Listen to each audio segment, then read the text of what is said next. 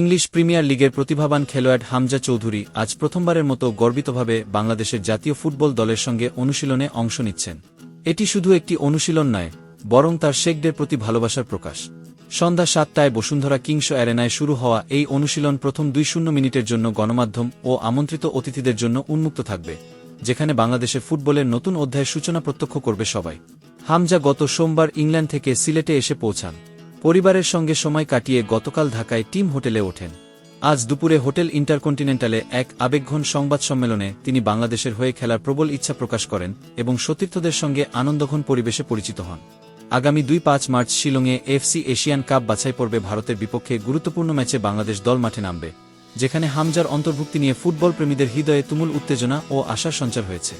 বাংলাদেশ দলের অধিনায়ক জামাল ভুঁইয়া আবেগাপ্লুত কণ্ঠে হামজাকে বাংলাদেশের মেসি বলে আখ্যায়িত করেন, যা প্রমাণ করে যে তার আগমন পুরো দলের মনোবলকে এক নতুন উচ্চতায় নিয়ে গেছে।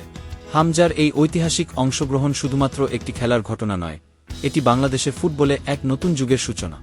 দেশের হাজারো স্বপ্নবাজ তরুণের চোখে এখন হামজাই নতুন অনুপ্রেরণা, নতুন সম্ভাবনার প্রতীক।